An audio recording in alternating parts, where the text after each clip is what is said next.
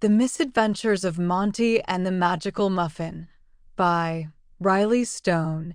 Chapter 1. The Muffin of Many Mysteries. The sun shone brightly over the quaint town of Wobblewood, a place that seemed perpetually caught between yesterday's whimsy and tomorrow's dreams. Wobblewood was famous for its oddities. The town square had a lamppost that glowed lavender at dusk. The local library had books that whispered when touched, and most peculiar of all, its bakery, Bunbury's Delights, was renowned for crafting the strangest pastries in the land. Monty Bumble, a young man with a shock of untamable brown hair and a nose perpetually smudged with curiosity, lived at the edge of Wobblewood. His home, a rickety cottage with a leaning chimney, was a reflection of Monty's personality, unpredictable but endearing. Monty had an uncanny knack for finding trouble, or perhaps it found him. Either way, his life was a series of escapades, and today was no exception. Monty's morning began like any other, with a half-burned toast, a mildly suspect jam, and a determined plan to accomplish absolutely nothing useful. He was halfway through his breakfast when his best friend, Penelope Penny Whisk, barged into his kitchen. "Monty!" Penny exclaimed, her curly red hair bouncing with urgency. She wore her usual overalls, which were perpetually stained with paint, as if she were a walking canvas. "You'll never guess what old Mr. Bunbury's got at the bakery today." "If it's another one of those glow-in-the-dark eclairs, I'm not interested," Monty replied, lazily spreading more jam on his toast. "No, it's a muffin," Penny said, her green eyes wide with excitement. "But not just any muffin, it's magical." Monty raised an eyebrow. "A magical muffin? Did it sprout wings and fly away, or is this one of Mr. Bunbury's marketing gimmicks?" Penny crossed her arms. "It's real magic, Monty." Mrs. Goggins made a wish while eating it, and her cat stopped shedding. Completely. Monty paused mid-bite. "Mrs. Goggins' cat is practically a fur tornado." "That does sound peculiar." Penny nodded fervently. "Exactly. Come on, we've got to see it." The bakery smelled like heaven, with warm notes of cinnamon, sugar, and the faint tang of adventure in the air. Mr. Bunbury, a stout man with a twinkling eye and a magnificent mustache, stood behind the counter, proudly displaying the supposed magical muffin. It looked ordinary enough, golden brown with a sprinkle of sugar. But Monty couldn't shake the feeling that there was something different about it. The way the light hit the sugar crystals seemed almost deliberate, like they were winking at him. Monty pointed to the muffin. "So, this is it?" "Indeed," Mr. Bunbury said, his voice as rich as his pastries. "The muffin of many mysteries. But beware, young ones, it grants wishes of the silliest kind. Nothing serious, mind you. It only works on wishes that bring laughter." Penny elbowed Monty. "Try it." "Me? Why not you?" Monty retorted. "Because you're Monty. This has you written all over it," Penny said with a grin. Unable to argue with that logic, Monty bought the muffin. Holding it in his hands, he felt an odd tingle, like a tiny spark of mischief had jumped into his palms. "All right, muffin," Monty said, half sarcastically. "I wish for my socks to never match again." Penny burst out laughing. "That's the silliest thing you could think of?" Before Monty could respond, his socks shimmered briefly. He looked down and saw one foot clad in bright orange stripes and the other in purple polka dots. "Well, I'll be a custard pie," Monty muttered, the muffin's magic didn't stop there. Over the next few hours, Monty found himself encountering one bizarre wish after another. A passing neighbor wished their bicycle could moo like a cow, and it did. Penny, ever the skeptic, wished her paintbrushes would clean themselves, and they began scrubbing themselves in a jar of water with great enthusiasm. Word of the muffin spread like wildfire through Wobblewood.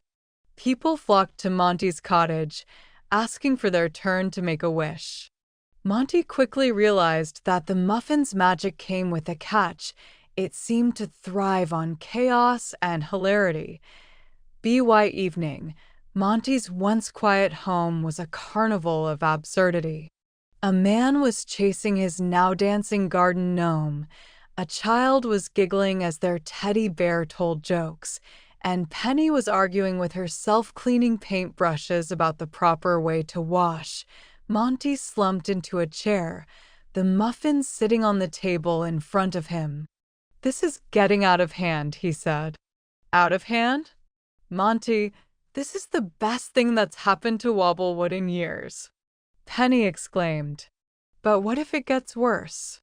What if someone wishes for something too silly and we can't undo it?"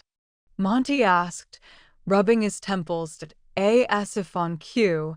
There was a loud crash from outside. Monty and Penny rushed to the window and gasped. The town square's lavender-glowing lamppost had come to life and was now tap-dancing across the cobblestones, much to the delight of the gathered crowd. Monty groaned. "I knew it. This muffin is trouble." But deep down, a tiny part of him couldn't deny the thrill of it all. Trouble or not, Monty realized, the muffin of many mysteries had only just begun to weave its chaotic magic into their lives, and for better or worse, Monty was along for the ride. Chapter 2: Wishes Gone Wild. The next morning, Monty woke to a cacophony of sounds outside his window. Groggy and still half asleep, he pulled back his curtains to reveal what could only be described as complete and utter mayhem. The lavender-glowing lamppost from the previous night was now breakdancing in the middle of the street, spinning on its base like a professional performer. Mrs. Goggins' cat, now free of its incessant shedding, was perched atop her fence wearing what looked like a tiny top hat and monocle, meowing in perfect harmony with the lamppost's movements. Across the street, a man was engaged in a heated debate with his bicycle, which was still mooing after yesterday's wish. "Oh no," Monty muttered. "It's worse than I thought." He barely had time to process the chaos when Penny burst through his front door, breathless and grinning from ear to ear. "Monty," she exclaimed, holding up her phone. "You're famous. Look." She shoved the phone into Monty's face. On the screen was a hastily filmed video of him holding the magical muffin, making his mismatched sock wish. The title read, "The Muffin That Grants Silly Wishes. Live in Wobblewood." Monty groaned. "This is bad, Penny. Really bad. Everyone's going to want a piece of this muffin." "That's kind of the point," Penny said with a shrug. "Think about it. This could put Wobblewood on the map. Tourism, business, maybe even a new bakery expansion for Mr. Bunbury." Monty gave her a skeptical look. "Tourism? Business? Penny, we've got a tap-dancing lamppost in the middle of town and a bicycle that's more cow than transportation.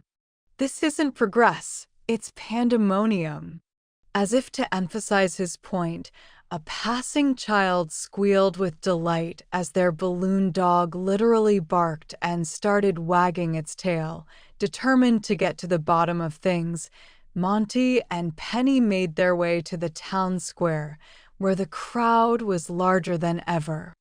People from neighboring towns had started arriving, eager to see the magical muffin in action. A makeshift stage had been set up, and Mr. Bunbury was standing proudly behind it, holding the muffin aloft like it was the crown jewel of Wobblewood. "Step right up, folks," he bellowed. "Behold the muffin of many mysteries. One wish per customer, but remember, only silly wishes allowed." Monty elbowed his way through the crowd, dragging Penny behind him. "Mr. Bunbury, we need to talk," he said once he reached the stage to Mr. Bunbury's mustache twitched with amusement. Monty, my boy. The town's newest celebrity. What can I do for you?" "Call this off," Monty said, gesturing to the chaos around them. "This muffin is causing too much trouble. It's not safe." "Nonsense," Mr. Bunbury replied with a hearty laugh. "This muffin is the best thing that's happened to Wobblewood in years. Look at all these happy faces." Monty opened his mouth to argue, but before he could, a woman stepped up to the stage with a mischievous glint in her eye. "I wish my husband's snoring sounded like a symphony instead of a freight train," she declared. The muffin shimmered, and somewhere in the crowd, a man sneezed. Moments later, the sound of violins and trumpets echoed through the square, accompanied by confused murmurs. The crowd erupted into laughter and applause, but Monty was less amused. "See? This is exactly what I'm talking about. It's only a matter of time before someone makes a wish that backfires horribly." Back at Monty's cottage, he and Penny sat at the kitchen table, staring at the muffin. After much persuasion and the promise of a free pastry, Mr. Bunbury had agreed to let them take the muffin home for safekeeping. "This thing is a ticking time bomb," Monty said, eyeing the muffin warily. "We need to figure out how it works, and fast." Penny nodded, pulling out her notebook. "All right, let's think. Every wish so far has been silly, right? Like the tap-dancing lamppost or the mooing bicycle." "Right," Monty said. "And it only grants one wish per person." "Okay, but what happens if someone makes a wish that's not silly?" Penny asked. "Like, I don't know, wishing for world peace or unlimited money?" Monty shuddered. "I don't think we should test that. If this muffin thrives on silliness, who knows what could happen if someone tries to break the rules?" Penny tapped her pen against her chin. "Then maybe the answer is to out-silly the muffin. Make it so ridiculous that it shuts itself down." Monty frowned. "Out-silly the muffin? How do we even do that?" Before Penny could answer, there was a knock at the door. Standing on the doorstep was a frazzled man holding what appeared to be a very large pumpkin. "Please," the man said, looking desperate. "I need to make a wish. My scarecrow keeps sneezing, and it's scaring away the crows." Monty sighed and stepped aside to let him in. "Fine, but make it quick and keep it silly." As the man made his wish, something about the scarecrow singing lullabies instead of sneezing, Monty couldn't shake the feeling that things were spiraling out of control. The muffin's magic was spreading faster than they could contain it, and every new wish brought more chaos to Wobblewood. That night, as Monty lay in bed, he stared at the muffin sitting on his bedside table. It looked so ordinary, so harmless, and yet it had turned his quiet little town into a circus of absurdity. "What are you, really?" Monty whispered, as if the muffin might answer. The muffin shimmered faintly in the moonlight, almost as if it was smiling. Monty rolled over with a groan. "This is going to be a long week." Chapter 3. The Wish That Went Too Far. The following morning, Monty awoke to an unusual sound, a faint, musical jingling. He rubbed his eyes and sat up, glancing around his room. The muffin sat quietly on his bedside table, its golden crumbs glistening in the sunlight. However, something was different today. The air felt charged. There was an unmistakable hum of energy vibrating through the walls, as if the muffin itself was vibrating in anticipation. He groaned. This is not going to end well. A loud crash came from outside his window. Monty rushed over, pulling back the curtain. To his horror, he saw the old oak tree in his front yard had been transformed into a giant disco ball, its branches glittering with flashing lights, casting sporadic beams across the lawn. Monty, you have to see this. Penny's voice came through the open window. He quickly opened the door to find her standing in his front yard, eyes wide, pointing at the tree. A small crowd of onlookers had gathered, staring at the transformed oak in awe. Monty couldn't help but notice Mr. Bunbury in the crowd, grinning like the Cheshire Cat. Great. Just great, Monty muttered, stepping outside. Now it's a party tree. Penny pulled him aside. That's not the worst part. Wait until you see what else happened. Before Monty could respond, a loud mooing sound erupted from the sky. He looked up to see a flock of birds. No, wait, those weren't birds at all. They were cows. Flying cows. The cows did loops in the air, mooing in unison as they circled the disco tree like some sort of bizarre aerial ballet. The entire scene was nothing short of surreal. I don't even know where to start with this one, Monty said, rubbing his forehead. I think it's pretty clear, Penny replied. The muffin's magic is getting stronger. The wishes are becoming more creative and dangerous.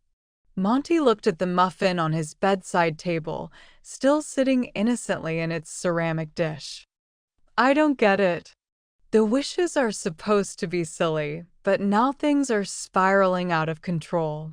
You don't think it's more than just silly, do you? Penny asked. I mean, look at the flying cows. The muffin is playing with fire. Monty nodded, staring at the chaotic scene outside. Yeah, I think we need to figure out how to stop it before someone wishes for something that can't be undone. At the town square, Mr. Bunbury was holding court again, surrounded by an eager crowd, all hoping for their turn with the magical muffin. He stood proudly on the stage, waving his hands as if conducting a symphony. Gather round. Everyone, he boomed. Come and make your wishes. The muffin is still granting them all. Monty and Penny arrived just as another person stepped up to the stage.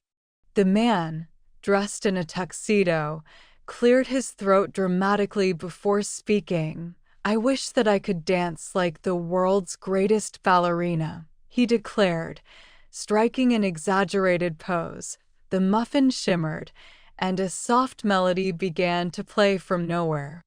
The man twirled, but instead of the graceful pirouettes he expected, he was suddenly spinning wildly out of control. His limbs flailed about like he was caught in a windstorm. He didn't stop spinning, not even when he crashed into the wooden fence at the edge of the square. The crowd roared with laughter, and Monty winced. This is getting ridiculous. Penny crossed her arms. Don't you think we should put an end to this? Monty hesitated, staring at the muffin in Mr. Bunbury's hands. It was glowing more brightly than ever before. He could feel its magic pulsing in the air like an electric charge. Something told him that they couldn't simply take it away from Mr. Bunbury. It would only cause more chaos. I think we need to get to the bottom of why it's doing this, Monty said, pulling Penny to the side. What if the muffin has some sort of limit? Maybe there's a tipping point. Penny furrowed her brow. You mean if we push it too far, the wishes will start to backfire? Exactly, Monty replied. If people keep wishing for more and more outlandish things, eventually, the magic will get out of control. We might be dealing with something that's more dangerous than it seems. Penny thought for a moment. So, what do we do? How do we stop it? Monty bit his lip. We need to find someone who knows more about this muffin. Someone who might have some insight into its origins. That night, Monty and Penny ventured to the library to research anything related to magical muffins, or, at the very least, unusual objects that granted wishes. The library was quiet, its aisles bathed in the soft glow of lanterns. You don't think we're wasting time, do you? Penny whispered, scanning the shelves. Not if we find something useful, Monty replied. He pulled a dusty tome from the shelf and flipped through the pages. After several minutes of skimming, he found a section on ancient artifacts. Listen to this, Monty said, reading aloud.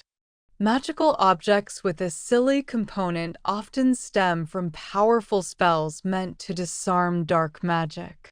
They are designed to distract and dilute the power of malicious wishes, but, Penny prompted, but they can also become unstable when pushed too far.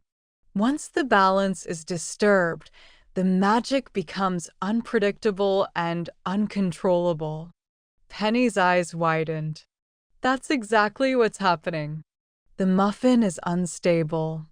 Monty closed the book with a thud. Which means we're in trouble. We need to find a way to neutralize the muffin's power before it causes any more damage.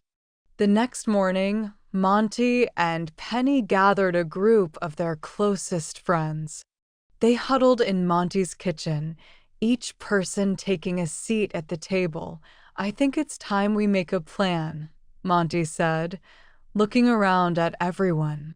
This muffin has caused enough chaos. We need to stop it before it gets any worse. The group agreed. Everyone was on edge, watching the news feed on Penny's phone, which was now flooded with bizarre clips of flying cows and spinning ballerinas. We could try to lock it away somewhere, suggested one of Monty's friends, a quiet guy named Ollie. But that hasn't worked so far. I think the only way to fix this is to break the muffin's connection to the magic, Penny said, sounding determined. Monty nodded. We need to find a way to restore the balance, or the wishes will keep getting more ridiculous and uncontrollable. Everyone fell silent, realizing just how much was at stake. The fate of Wobblewood rested in their hands. We have to act fast, Monty said, standing up, before this wish goes too far. Chapter 4: The Wish That Got Away. The day after Monty and his friends had gathered in the kitchen, formulating plans to neutralize the muffin's magic, the town of Wobblewood was teetering on the brink of complete chaos. Flying cows still dotted the skies, while the once calm streets were filled with people either laughing uncontrollably or hiding from yet another absurd wish gone wrong. It was clear that Monty's plan wasn't going to be simple, you're telling me, Penny said as she paced back and forth in Monty's living room, that we have to find a way to balance the muffin's power before the next wish is made, or it could get even worse. Monty nodded grimly. That's exactly what I'm saying.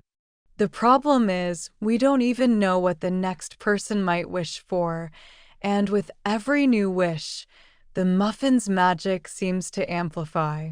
Everyone in the room was gathered around Monty's kitchen table, eyes wide and anxious. The muffin, sitting innocently in the middle of the table, seemed to be watching them with an unnerving stillness. No one dared to touch it. Do we have any ideas yet? Asked Ollie, who had remained unusually quiet since the group had gathered. He adjusted his thick glasses and leaned forward, clearly thinking deeply. Penny rubbed her temples. "We could try talking to Mr. Bunbury again, but honestly, I'm not sure he understands the severity of the situation." "You're right," Monty said. "He's too caught up in the novelty of it all to realize the potential dangers. We need someone with a little more knowledge about magical objects like this." "And where do we find someone like that?" Penny raised an eyebrow. Monty bit his lip. There was only one place he could think of: the Old Town Library, with its ancient shelves and dusty volumes that no one had dared open for years. Monty had always been fascinated by the library, though it was mostly a place of forgotten lore now. Still, there had to be someone who might know how to fix this. "I think we need to go see Old Man Fletcher," Monty said, determination building in his voice. "Old Man Fletcher? The town historian?" Penny's voice rose in surprise. "That's the one," Monty replied. "He's got to know something about magical objects. He's lived here his whole life and has seen things the rest of us can't even imagine." The journey to Old Man Fletcher's house was a short one, but it felt like a lifetime. Monty and Penny arrived at the edge of town, where a large, dilapidated house sat surrounded by overgrown bushes and an ancient stone wall. The place had always given off an eerie vibe, with its dark windows and peculiar architecture. Monty knocked on the door, which creaked open almost immediately. Old Man Fletcher's wrinkled face appeared in the doorway, his wild, white hair sticking out from under his old-fashioned hat. Well, if it isn't Monty and Penny," he said with a knowing smile, his voice raspy but warm. "What brings you to my humble abode today?" "We need your help," Monty said, getting straight to the point. "We've got a problem. Well, a huge problem, and it's got to do with a muffin." Fletcher raised an eyebrow. "A muffin, eh? You've certainly come to the right person. Come in. I've got just the thing for you." Monty and Penny exchanged confused glances, but they followed Fletcher inside. The house was dark and cluttered with stacks of old books, trinkets, and oddities from decades past. There was a large fireplace in the corner, and an overwhelming smell of sage and rosemary hung in the air. "I take it this isn't just any muffin?" Fletcher asked, settling into an old armchair and gesturing for them to do the same. "No," Monty replied, sitting across from him. "It's a magical muffin, and it grants wishes. But the wishes are, well, they're going out of control." "A magical muffin, you say?" Fletcher chuckled softly, but there was a glimmer of curiosity in his eyes. "I've heard of many odd things in my time, but a muffin that grants wishes is a new one." "We didn't exactly plan for it to happen," Penny added, looking a little embarrassed. "We had no idea it could get this out of hand." Fletcher sat up straighter, his eyes narrowing. "I see. Well, in my years as town historian, I've encountered all manner of magical artifacts, and I can tell you that there's one rule when it comes to wishes: the sillier the wish, the more dangerous the consequences." Monty leaned forward, his heart racing. "That's exactly what's happening. People are making wishes that seem harmless, but they're becoming absurd and out of control. We need to stop it before something really bad happens." Fletcher stroked his chin thoughtfully. "There are two kinds of magic: controlled magic and wild magic. Controlled magic can be shaped and guided, but wild magic, well, it's unpredictable. Once a wild magic object is disturbed too much, it becomes volatile, and there's no telling what could happen next. I suspect your muffin is a relic of wild magic. Penny gasped.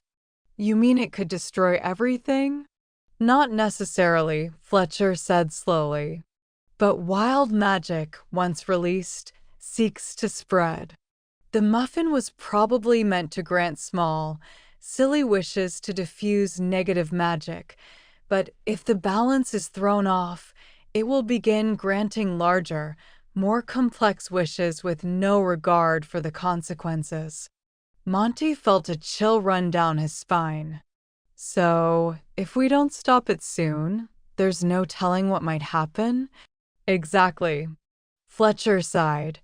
Unfortunately, once the magic has been set in motion, it's not always easy to reverse. There's one way to stop it, but it won't be simple. You'll need to find the muffin's master, a person who is able to control its magic and restore its balance. Where do we find this person? Penny asked, her voice tinged with desperation. Fletcher's eyes twinkled. That's the tricky part. The muffin's master isn't someone you'll find easily. It's someone who has an innate connection to the muffin, a person who knows how to harness its energy, control its power, and stop it from spiraling out of control. Monty felt the weight of the situation settle on his shoulders. So, we need to find this person before the muffin grants another wish, right? Fletcher nodded. Correct. If the muffin grants another wish of significant magnitude, it might be impossible to reverse the effects. You don't have much time. Monty stood up, his mind racing.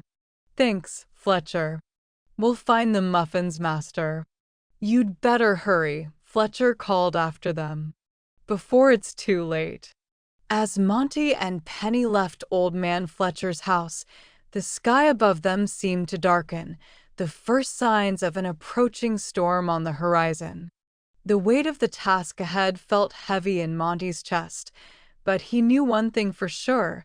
They had to find the muffin's master, and fast. The wishes were growing out of control, and if they didn't act quickly, Wobblewood would be lost forever. Chapter 5. The Hunt for the Muffin's Master. The next morning, Monty and Penny were standing at the edge of the forest that bordered Wobblewood, looking at the thick undergrowth ahead. Monty clutched the magical muffin tightly in his hand, still wrapped in its crinkly paper, a reminder of the chaos it had already unleashed.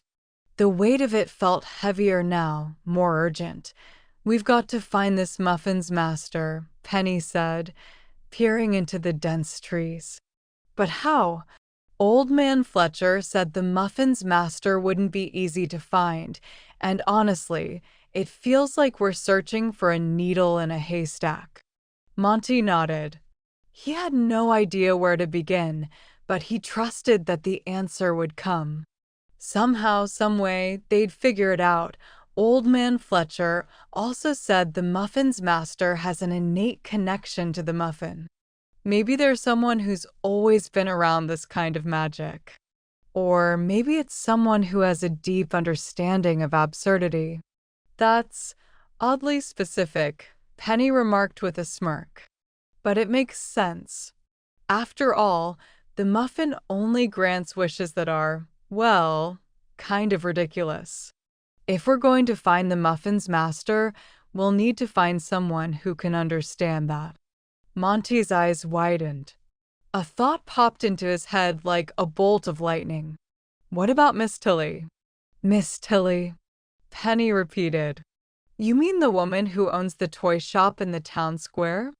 Yes, Monty said, tapping his forehead. She's always surrounded by the silliest toys, the weirdest gadgets, and the strangest trinkets. She's practically a collector of absurdity. She might have more knowledge about magical objects like this than anyone else. Penny raised an eyebrow. but then a smile crept onto her face. You're right. Miss Tilly is probably the only person who could handle something as ridiculous as a muffin that grants wishes. Let's go talk to her. The two of them headed straight for the town square, the place where Miss Tilly's shop sat nestled between a bakery and a florist. The toy shop was painted in bright, cheery colors, with colorful wind chimes hanging in the windows and the soft hum of music spilling out from the inside. They pushed open the door, and a small bell rang above their heads. Monty and Penny. Miss Tilly called out from behind the counter. She was a plump woman with a warm smile and a whirlwind of gray curls that looked like they had a mind of their own. What brings you two to my little corner of the world today? Monty placed the muffin on the counter and looked around at the colorful, whimsical toys that filled the shop. Wooden dolls with mismatched clothes, bouncing balls that seemed to giggle, and even a stuffed bear that appeared to be constantly juggling invisible objects filled every shelf. It was a place where imagination ran wild, and the most outlandish ideas came to life. Miss Tilly, we need your help, Monty said, leaning forward. We've got a problem. A magical muffin that grants wishes, and those wishes are getting completely out of hand. We need to find the muffin's master before it's too late. Miss Tilly stared at the muffin, her eyes twinkling with recognition. A magical muffin, you say? How delightful. She chuckled, but there was no mistaking the seriousness behind her gaze. I've heard of such things. I can sense the magic in the air, even if it's a little erratic. Penny frowned. You know about these kinds of objects? Miss Tilly gave them a knowing smile. Oh, my dears, I've been around long enough to see all sorts of magical oddities. I may not know everything about them, but I do know that objects like this don't come without a cost. The muffin's master, eh? Yes, they're real, but they aren't easy to find. Monty felt his heart sink a little. Do you know where we can find them? Miss Tilly walked over to a shelf and pulled down a dusty old book. The pages looked as though they'd been well-loved, with frayed edges and handwritten notes in the margins. She flipped through it quickly, her fingers moving deftly through the pages. There's a legend, she began, about a person known as the Muffin's Master. This person has always had a connection to the most absurd magic, the kind that bends reality in strange ways. They're often thought to be ordinary people, living normal lives, until they stumble upon something like this. She tapped the muffin gently with her finger. And when they do, the magic bonds with them in ways no one can predict. So, we're looking for someone who's had some kind of weird magical experience? Penny asked. Miss Tilly nodded. Exactly. Someone who's perhaps a bit eccentric or who has an uncanny ability to make sense of chaos. The Muffin's Master isn't a person who seeks out magic. Magic finds them. Monty's mind raced. So, we're not just searching for anyone. We're searching for someone who's been part of this town for a long time. Someone with a deep connection to its quirks. Penny gasped. What about old Mr. Whimsy? Monty looked at her, his eyes widening. The town's clockmaker? Yes. He's been here longer than anyone can remember. He's been known to fix clocks that tick in reverse, wind up themselves, and even one that goes forward and backward at the same time. He's got an innate understanding of strange, time-bending objects. Miss Tilly clapped her hands together. That's it. Old Mr. Whimsy is exactly the kind of person who might understand the Muffin's magic. He's always been able to manipulate time, space, and reality in ways that defy logic.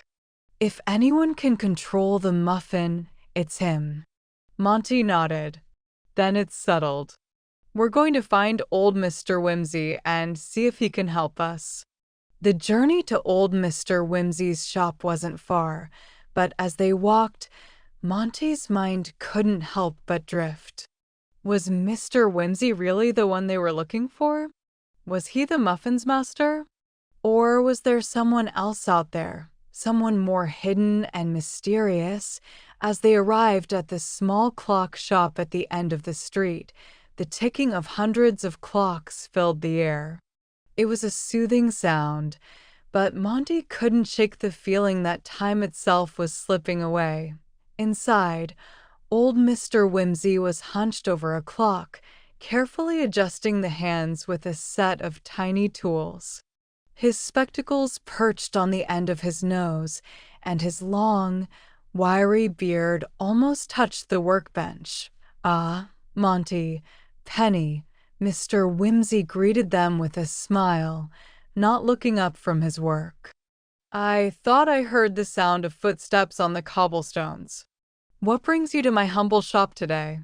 Monty placed the muffin on the counter, and Mr. Whimsy's eyes immediately went wide. "Ah, the magical muffin," he said softly. "I've seen it before." "You have?" Penny asked, surprised. Mr. Whimsy nodded slowly. "Not many people know of it, but I've come across similar objects in my years. The muffin's magic is unlike any other. It seeks a balance between whimsy and destruction.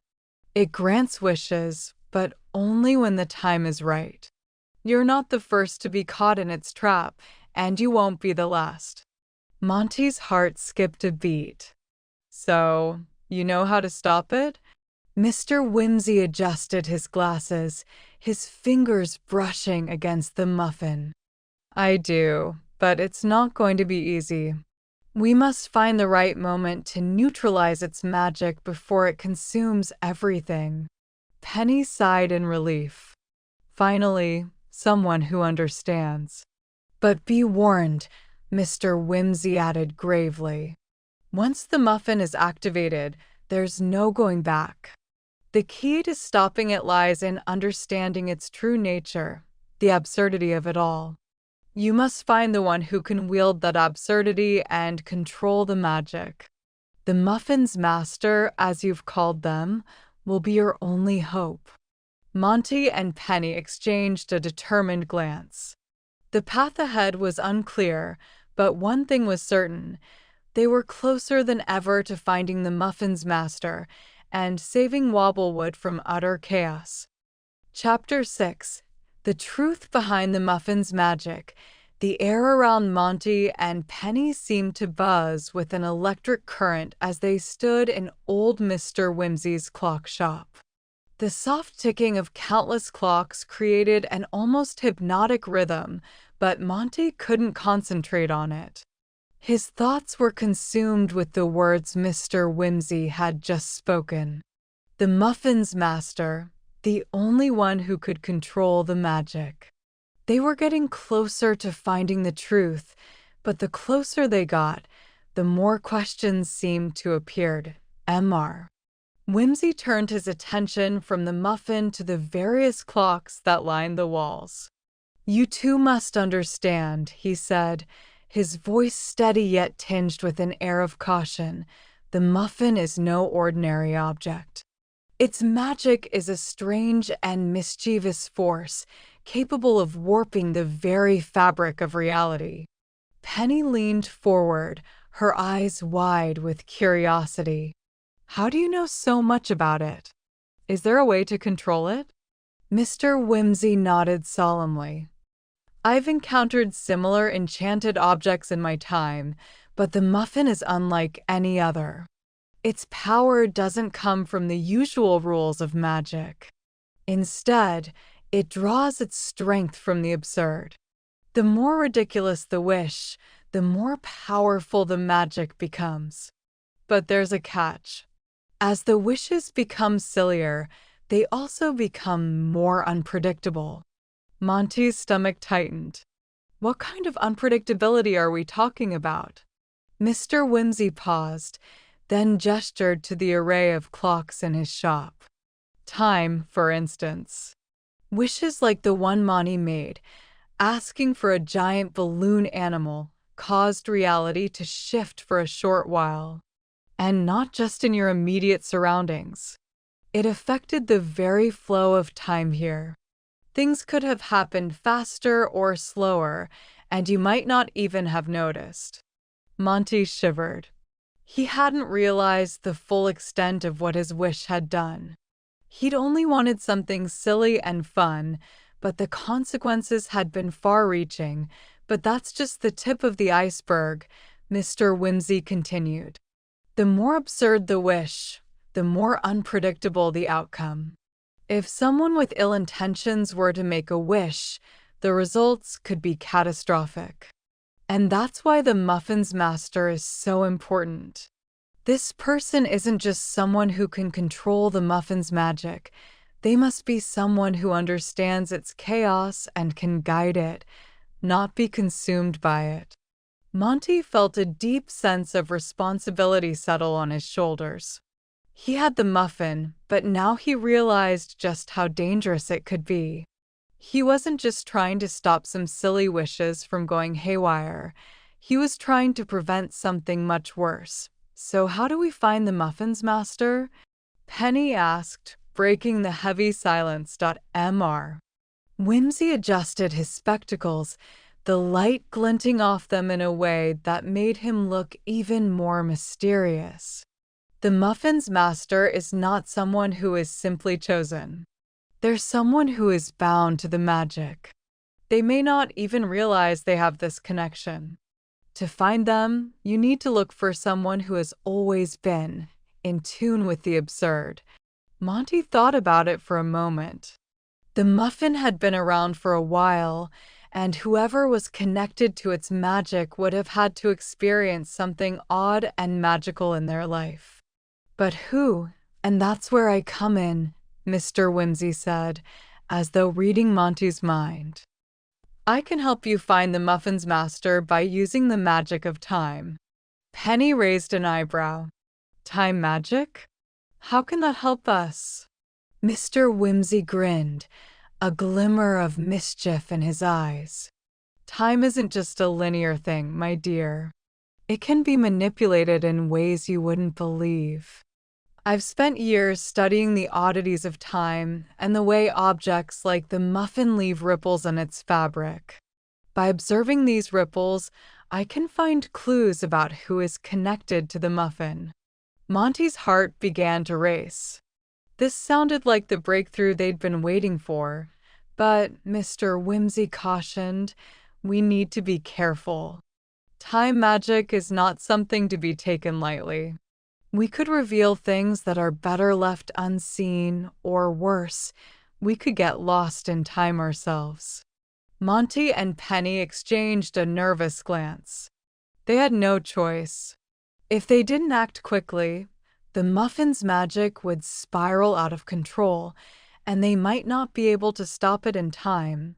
What do we need to do? Monty asked, determination in his voice. Mr. Whimsy smiled and motioned for them to follow him. Come, come. I've got the perfect place for us to begin our search. The three of them made their way to the back of the clock shop, where a large, ornate door stood. It was covered in intricate carvings of clocks and swirling timepieces, all interwoven in a way that seemed almost alive. Mr. Whimsy opened the door with a creak, revealing a hidden room filled with shelves upon shelves of strange, glowing hourglasses, ticking clocks, and mysterious time-worn books. This is where I keep my most powerful tools, Mr. Whimsy explained, motioning to the room. But more importantly, this is where I can access the threads of time that connect us all. He walked to the center of the room, where an ancient-looking clock stood, its hands spinning in wild circles. The clock had no face, just an endless swirl of numbers and symbols. "Here, we'll see the ripples caused by the muffin's magic," Mr. Whimsy said, his voice now quiet and reverent. "Time doesn't just flow forward. It branches out in unexpected ways. What we see here may not be the whole picture, but it will give us enough to guide our next steps." He placed his hands on the clock's surface, and the air in the room seemed to shift. The lights flickered, and the ticking grew louder, more insistent. Monty and Penny stood back, watching as the symbols on the clock began to shift and swirl, revealing strange images. Flashes of moments from their past, images of the muffin, and flashes of people they didn't recognize began to appear on the clock's surface. "This is it," Mr. Whimsy muttered. "We're following the thread." Suddenly, the clock froze, and the room fell silent. Monty felt a chill run down his spine as the image that appeared on the clock's surface became clearer. It was a familiar face. "Wait," Penny whispered, her voice trembling. That's Old Man Fletcher." Monty's heart skipped a beat. "Fletcher? The librarian?" Mr. Whimsy nodded gravely. "Yes. It seems the muffin's master has been much closer to you than you ever realized." Monty's mind raced as he tried to piece it together. Old Man Fletcher had been the one to warn them about the muffin, the one who had known more than he let on. Could it be that he was the muffin's master? Or was he just a part of the puzzle? "There's more," Mr. Whimsy said, his voice low. "The ripples of time show me something else, someone who might be in danger. If the muffin isn't controlled soon, it could bring more chaos to Wobblewood than we ever imagined." Monty felt a surge of urgency flood through him. They had to act quickly. "We need to find Fletcher," Monty said, determination in his voice. "We need answers before it's too late." Penny nodded, a serious look crossing her face. "Let's go." As they left the clock shop, Monty couldn't shake the feeling that they were about to uncover a secret that would change everything. The muffin's master was closer than ever, but could they control the magic before it consumed them all? Only time would tell. Chapter 7. The Secret of Old Man Fletcher. The foggy streets of Wobblewood were eerily quiet as Monty, Penny, and Mr. Whimsy walked toward the town's old library. The usual hustle and bustle had faded into the background, leaving only the soft murmur of the wind and the distant creaking of an old oak tree. Monty couldn't shake the sense of foreboding that had settled over him since the moment he'd seen Old Man Fletcher's face on the clock's time ripple. Fletcher wasn't just the librarian. He had always been a peculiar figure, a man whose vast knowledge of books was matched only by his eccentric behavior. No one truly understood where he came from or how he had amassed such an unusual collection of rare, magical books.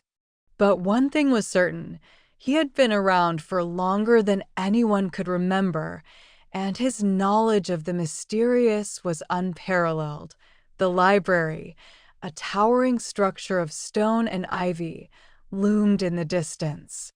As Monty drew closer, he noticed the familiar wooden door that creaked every time it was opened, a sound that had always been comforting to him as a child.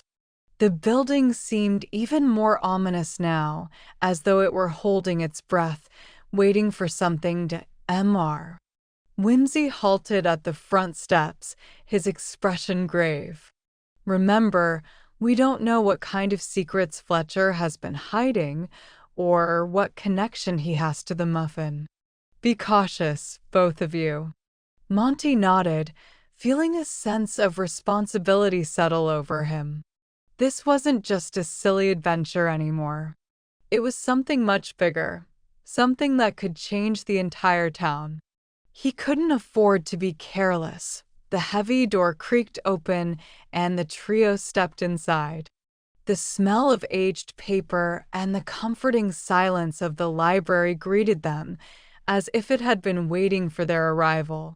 Shelves of books stretched toward the high ceiling, some of which seemed to glow faintly, their spines etched with symbols Monty didn't recognize. Fletcher.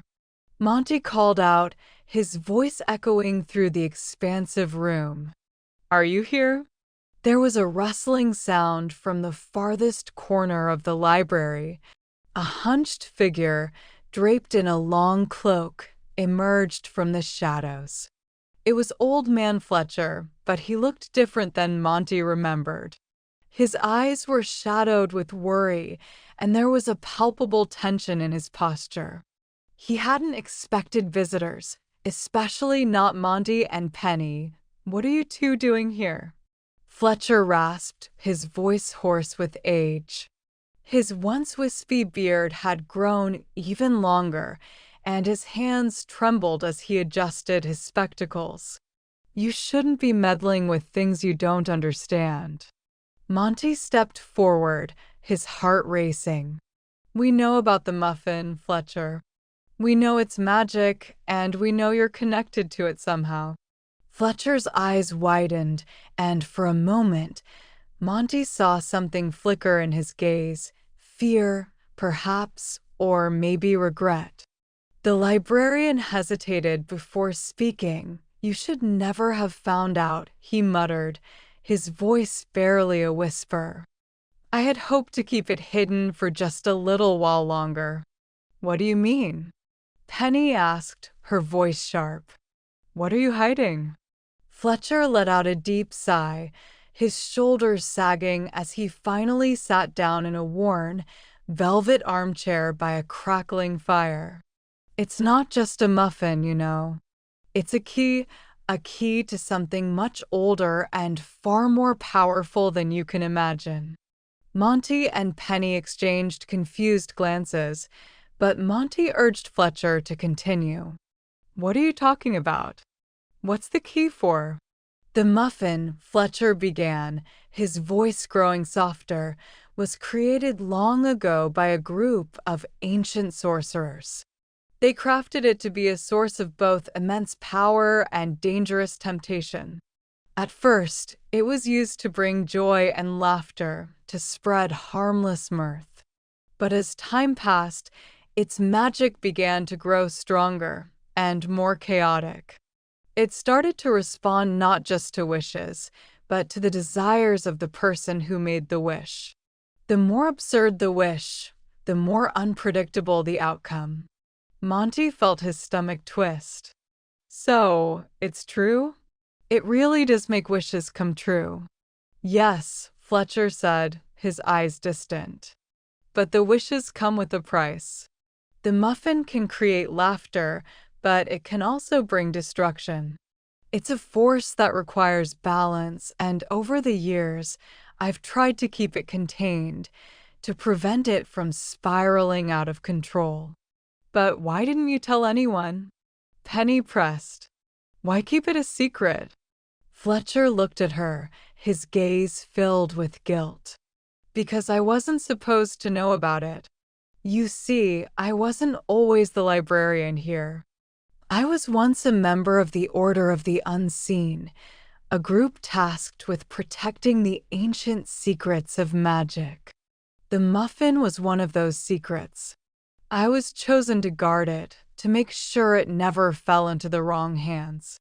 But over time, I became attached. The wishes, the chaos, the laughter, it was all too tempting. I thought I could control it, but I was wrong. Monty's mind raced. So, the muffin chose you as its keeper? And now you're trying to stop it? Fletcher nodded slowly. Yes, but it's not that simple.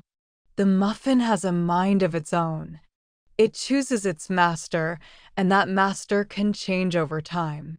The magic doesn't belong to any one person. It belongs to whoever can understand its chaos and, more importantly, who can survive it.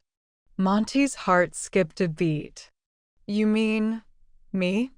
Fletcher's eyes met Monty's, his expression a mix of sadness and regret. Yes, Monty. You've already been chosen, whether you realize it or not. You were the one who first activated the Muffin's magic. And now you must learn to control it, or it will control you. Penny stepped forward, her eyes filled with concern. But how can Monty control it? He's just a kid. We don't know anything about magic like that. Fletcher's lips curled into a faint smile, though there was no humor in it. The truth is, Penny, none of us truly understand the Muffin's magic. But Monty has something that makes him different from anyone else. He's been able to make wishes that, while silly, haven't caused total chaos. That's a sign that he might just be able to control the magic if he learns the right way. But what do we do now? Monty asked, feeling the weight of the responsibility settle heavily on his shoulders. How do we stop the Muffin from destroying Wobblewood? Fletcher stood slowly, his old bones creaking. There's only one way to truly control the Muffin, Monty. You must make the final wish, the one that will bind the Muffin's magic to you. It's the only way to ensure it doesn't fall into the wrong hands. But you must be careful, because that wish will change everything. It's a wish that requires sacrifice. It might even cost you something precious. Monty's mind swirled with questions.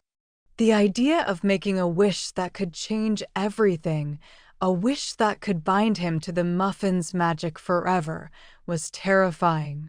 But he had no choice.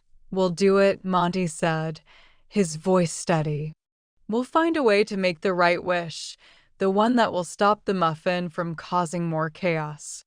Fletcher's eyes softened. I hope you're ready for what comes next, Monty. The magic is powerful, but it's also unpredictable. There's no turning back once you make that wish. As they left the library, Monty felt a sense of finality in the air. They were on the verge of something enormous, something that could change the course of their lives forever. But would Monty be able to control the magic, and would he be able to protect Wobblewood from the Muffin's unpredictable chaos? There was no turning back now. Chapter 8. The Final Wish. The sun was setting over Wobblewood, casting long shadows over the cobblestone streets as Monty, Penny, and Mr. Whimsy made their way to the old bakery at the edge of town. Monty's mind was a whirlwind of thoughts and questions. What if he couldn't control the magic? What if the final wish went horribly wrong? He had never imagined that his life would lead him to this moment, a moment where he would be faced with the power of a magical muffin and the burden of making a wish that could change everything. As they walked, Penny was unusually quiet, her eyes fixed on the ground, her brows furrowed in deep thought. Monty could tell she was worried, but she didn't say anything. Mr. Whimsy, on the other hand, seemed more determined than ever. The little fox's tail was straight, his usual playful demeanor replaced with a seriousness that Monty had never seen before. Mr. Whimsy, Monty said, breaking the silence. How do we know if the wish will work? What if it backfires? I don't want to be responsible for causing even more chaos. Mr. Whimsy glanced up at him with a knowing expression. You've been chosen for this, Monty. The muffin is bound to you now. Its magic responds to your intentions, not just your words. If you want to stop the chaos, you have to make a wish from your heart. It's not about being perfect, it's about being genuine. Penny looked up from her thoughts, meeting Monty's gaze. Whatever happens, we're in this together. You're not alone. Her words comforted Monty, but the weight of the situation still hung heavily on him. He had to make the right choice. He had to control the muffin's magic before it consumed everything.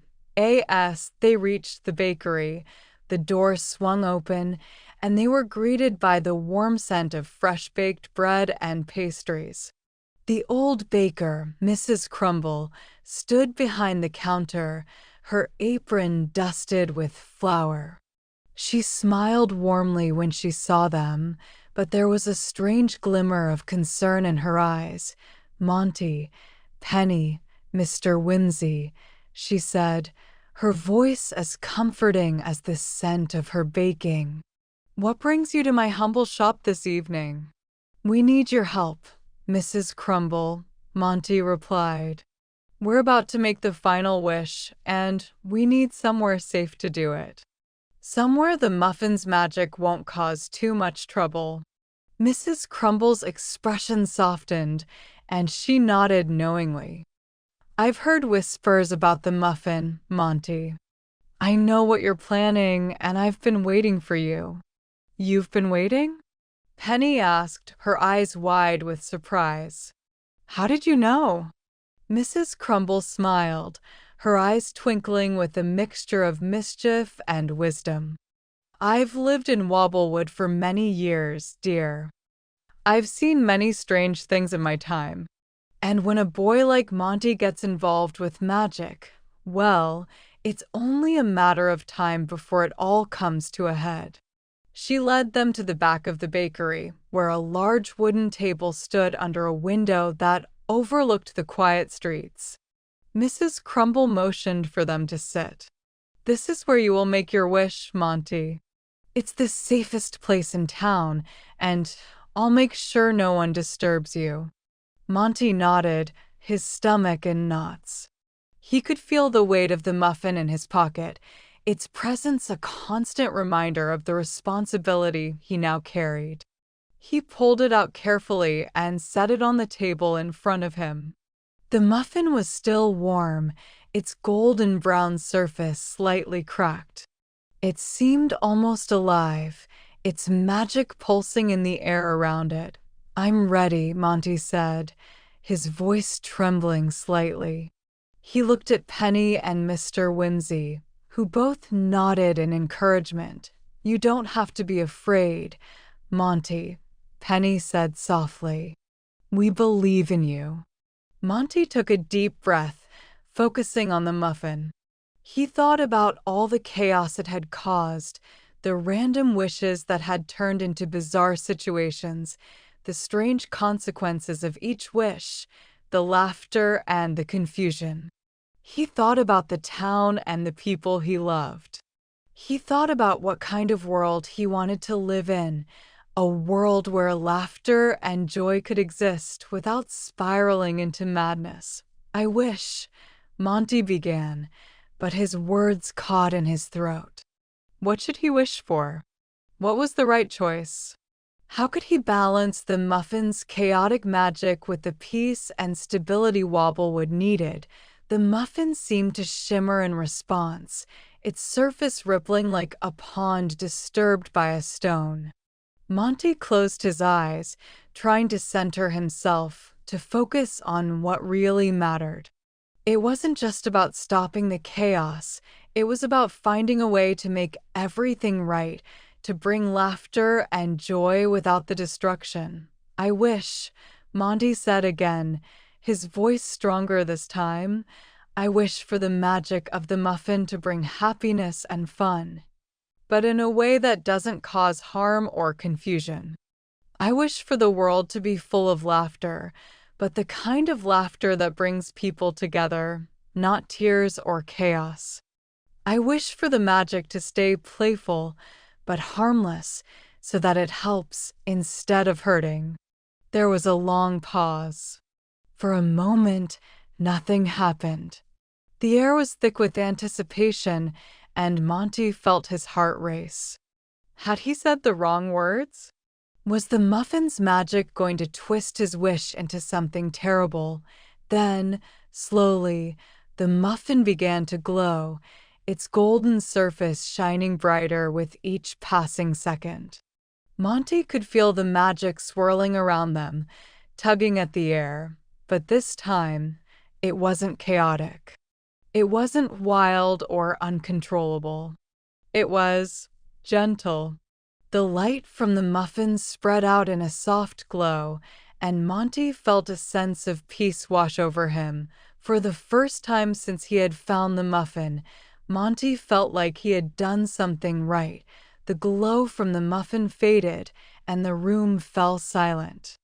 Penny and Mr. Whimsy looked at Monty with wide eyes, their faces filled with awe. "You did it, Monty," Penny whispered. "You made the right wish." Monty could hardly believe it himself. The muffin, still warm and golden, sat calmly on the table, no longer pulsating with chaotic energy. The magic was contained, safe. Mrs. Crumble stepped forward, her face filled with pride. "Well done, Monty. You've done something that no one has been able to do for centuries. You've tamed the muffin's magic, and now Wobblewood will be safe." Monty smiled, feeling a wave of relief wash over him. The adventure was over. The chaos had been stopped. The town and everyone in it would be able to enjoy the magic without fear, but as Monty sat there, still holding the muffin, a thought crossed his mind. The magic was now his to control, but how would it change the world around him? How would it shape the future of Wobblewood? And most importantly, what would happen next? The muffin might be tamed, but Monty knew that the journey was far from over. The magic of the muffin was now part of his world, and Monty was ready for whatever came next. Chapter 9: The Ripple of Magic. The days following Monty's wish felt like a dream. Wobblewood, once filled with chaos and confusion, now seemed calmer, more peaceful. The streets were quieter, the sky clearer, and even the bakery smelled a little sweeter. It was as if the very air had shifted, lightened by the magic Monty had tamed. People no longer feared the muffin's unpredictable power. Instead, they looked to it with curiosity, waiting to see what delightful surprise might come next. But without the sense of impending doom, Monty sat at his desk one afternoon, staring out the window at the bustling town square. His hands rested on the muffin, which had taken on a new, soft golden glow. It wasn't pulsing with chaotic magic anymore, but there was still an undeniable energy around it, a quiet hum that promised something just beyond reach. The muffin, it seemed, was not done with its surprises. "Monty! Monty!" Penny's voice rang out from downstairs, followed by the sound of hurried footsteps. Monty pushed his chair back and went to the staircase. Penny burst into the room, out of breath but beaming with excitement. "Monty, you won't believe this," she exclaimed, practically jumping up and down. "The muffin, it's glowing again." Monty's heart skipped a beat. He had hoped that the muffin's magic had settled down, that the wish would have been the final chapter in this strange adventure. But it seemed that the muffin was far from finished. "I thought we made everything right," Monty said, a hint of worry creeping into his voice. "The wish, it was supposed to calm it down, make it harmless." Penny grabbed his arm and pulled him downstairs, her enthusiasm contagious. "It's different this time. Come see for yourself." Monty followed her through the house and out into the garden, where Mr. Whimsy was already waiting by the large oak tree. The little fox looked up at him, his tail wagging eagerly. "What's going on?" Monty asked, his voice tinged with uncertainty. Mr. Whimsy cocked his head, his ears twitching as he glanced at the muffin, now resting on the garden table. It was glowing softly, but this time, it wasn't just the usual golden light. There were flashes of different colors, blues, pinks, and greens, intertwining like a rainbow weaving through the air.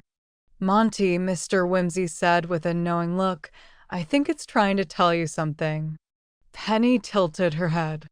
"Tell us something? How? It's just a muffin." Monty approached the table, his hand hovering above the muffin. The colors danced around him, swirling in the air like a gentle breeze. He reached out cautiously, and as his fingers brushed the muffin's surface, a sudden burst of light shot into the sky. For a moment, Monty felt weightless, like he was floating above the ground. The light enveloped him, and then, just as quickly, it faded, leaving the air heavy with anticipation. "Well, that was new," Monty muttered, his voice shaky. He looked at Penny and Mr. Whimsy, who were staring at him in awe. The muffin had changed again. It wasn't just a magical object anymore. It was a connection, a bridge to something else. Monty had a feeling that he wasn't just holding a muffin anymore, he was holding a key. But a key to what? "That was different," Penny said quietly. "What does it mean?" Monty stood there, deep in thought. The magic of the muffin had always been unpredictable, but this felt like something more. The colors, the light, it wasn't chaotic this time. It was deliberate. It was as if the muffin had been waiting for Monty to notice something, to open a door that had been hidden all along. He picked up the muffin and turned it over in his hands, looking for any sign, any clue as to what had just happened. The soft golden hue was back, and the other colors had faded, but Monty could still feel the echo of the magic lingering in the air. "I think we're supposed to use it again," Monty said, his voice filled with a mix of excitement and apprehension. "But we need to be careful. I don't know what this new magic is capable of." Mr. Whimsy nodded sagely. "The muffin's magic is evolving. It's no longer just about granting wishes. There's something bigger happening here." "But what?" Penny asked, her brow furrowed. "What could be bigger than what we've already experienced?" Monty took a deep breath, feeling the weight of the muffin in his hands. "I think it's asking us to understand the true nature of magic. Maybe we were too focused on controlling it instead of learning from it. Maybe it wants to teach us something." Just as Monty spoke the words, the ground beneath them trembled ever so slightly, like a ripple in the earth. The sky above darkened, and the air grew thick with energy. It was as if the entire world was holding its breath. "Is it just me, or does it feel like something's about to happen?" Penny said, her voice shaking. Monty nodded, his heart pounding. "This is it. This is the moment." Suddenly, with a flash of bright light, a figure appeared before them. The figure was tall, almost glowing, with shimmering wings made of soft, iridescent light. It looked like something between a spirit and a dream, hovering in midair. Monty's breath caught in his throat. The figure spoke, its voice soft yet resonant, like a song carried on the wind. "Monty, child of Wobblewood," it said, its voice echoing in Monty's mind. "You have awoken the magic that lies beyond the veil. You have proven your worth by taming the muffin's chaotic power. But now you must face the true test. The magic you hold is not merely for granting wishes, but for shaping the world. Do you have the courage to wield it, to transform your world for the better?" Monty's eyes widened in disbelief. Was this really happening? Had the muffin's magic summoned a spirit? A being of light? And what did it mean by shaping the world? The figure extended its hand, a glowing orb of light forming in the air above it. The power is yours to command. But remember, Monty, with great magic comes great responsibility. Do you accept the challenge? Monty swallowed hard. He looked at Penny and Mr. Whimsy, both of whom were staring at him with wide, eager eyes. I don't know what to say, Monty admitted. I never asked for this. I just wanted to make things right. The figure's gaze softened, and a warm smile spread across its face. You've already made things right, Monty. Now, you must decide how to use the magic to shape the future of Wobblewood and beyond. The choice is yours. Monty looked at the muffin in his hands, feeling the weight of the moment. He had always been a boy who wanted to make people laugh, to bring joy to the world. But now he had the power to do so much more. What kind of world did he want to create? What kind of future would he leave behind? He glanced at Penny and Mr. Whimsy, both of whom nodded in silent encouragement. They had come this far together, and they would face whatever came next together. I accept, Monty said, his voice steady now, filled with determination. I will use the magic to create a better world. A world full of joy, laughter, and kindness. The figure nodded, its wings fluttering softly. Then, Monty, the magic will be yours to wield. But remember, the true power of magic is not in what it can do, but in what you choose to do with it. With that, the figure slowly faded into the light, leaving behind only the glowing orb, which gently floated down into Monty's hands. Monty looked at the orb, a sense of purpose rising in him. The journey wasn't over. It had only just begun. Chapter 10: A New Beginning. Monty stood in the garden, the glowing orb of light cradled gently in his hands. The world around him felt alive with energy, as though the very air was brimming with possibilities. Penny and Mr. Whimsy stood beside him, both looking up at the orb with a mixture of awe and curiosity.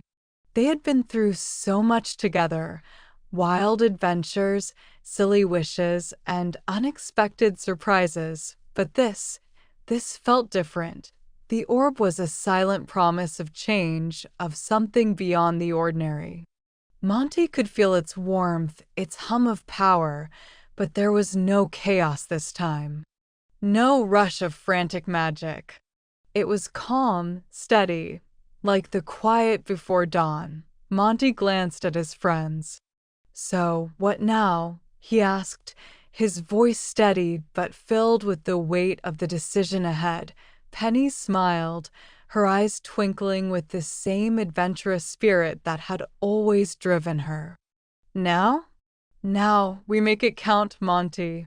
We've got this magic, and we know what we want to do with it. Monty nodded, feeling a deep sense of responsibility settle in his chest. The magic was powerful, yes, but it wasn't just about making wishes or creating random silliness. It was about shaping the world in a way that made it better, a world full of joy, kindness, and endless possibility to Mr.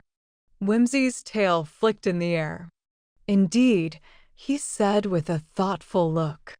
You have learned much, young Monty. It's time to put that knowledge into action. Monty took a deep breath, then looked down at the orb once more. The spirit, the being of light, had told him that the true power of magic lay not in what it could do, but in what he chose to do with it. He had already made the decision in his heart, long before the spirit had spoken. He wanted a world that reflected the best of what he had learned, one where laughter, kindness, and creativity were at the forefront. It's time, Monty said, his voice steady and filled with conviction. He held the orb high above his head. It glowed brighter than ever before, casting an ethereal light that spread across Wobblewood like a wave. The trees seemed to shimmer in the light, and even the flowers in the garden stood taller, their petals more vibrant. The world around them was coming to life in a way it never had before. Monty closed his eyes, focusing on his wish, the wish he'd been saving for just this moment. Not for himself, but for the world. The magic swirled around him, gathering into a single point of light. The energy surged, and in that instant, the wish was made. "I wish for a world where kindness is the foundation," Monty said, his voice filled with the weight of the words. "A world where every person, animal, and plant thrives. Where laughter and creativity can flourish without limits. A world where joy is shared by all." The light from the orb exploded in a burst of colors: reds, yellows, blues, and greens, spreading outward in all directions. The light touched every corner of Wobblewood, then moved beyond, sweeping across the entire land, touching towns, villages, and cities far and wide. The magic filled the air like a soft breeze, carrying with it a sense of peace, warmth, and love. Monty opened his eyes and looked around. The world seemed different. Not in a jarring, overwhelming way, but in a subtle, beautiful shift. The townspeople were out of their houses, talking and laughing with one another. The bakery was filled with the sweet smell of fresh pastries, but the laughter and joy in the air seemed to enhance everything. Each scent, each smile, felt more vibrant than before. The streets were filled with people helping each other, sharing in the magic that had been woven into the fabric of their world. But it wasn't just Wobblewood that had changed. Monty could feel the ripple of magic extending far beyond his town, across lands he had never seen, to places he could only dream of. It was as if the entire world had been given a new start, a chance to grow in ways that mattered, in ways that would make it a better place. "Monty," Penny said, her voice full of wonder as she looked at the changes around them. "It's working. The world is changing." Monty nodded, a smile spreading across his face. "It's more than that, Penny. It's not just magic anymore. It's the way people are seeing the world. It's the kindness and laughter they're sharing. That's the real magic." Mr. Whimsy's ears perked up, his eyes twinkling. "You've done it, Monty. You've made the world better, not with wishes, but with your heart." Monty's smile deepened.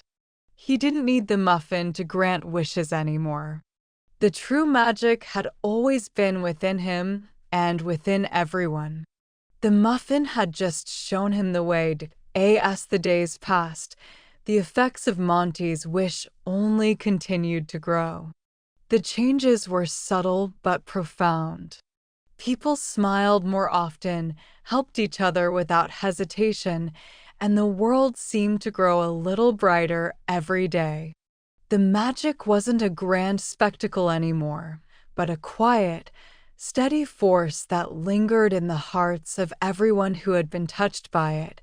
Monty, Penny, and Mr. Whimsy continued to live their lives, but they never forgot the lesson the muffin had taught them. They never forgot that magic, real magic, didn't come from wishes or spells. It came from the small acts of kindness, the laughter shared between friends, and the creativity that bloomed when people dared to dream. And as for the muffin, well, Monty never made another wish. The muffin had fulfilled its purpose. It had shown him that he had the power to shape the world with his own choices, his own actions. It was no longer just a magical object. It was a symbol, a reminder of the journey he had taken and of the world he had helped create. In the end, Monty knew that the real magic wasn't in the muffin or in any wish that could be granted. It was in the hearts of the people. It was in the laughter, the kindness, and the love that would continue to spread across the world long after the muffin was gone. And so, Monty's adventure ended, but the magic never truly faded. It lived on in the world, in the lives of those who had learned from him, and in the quiet moments of joy that made the world a little bit brighter every day.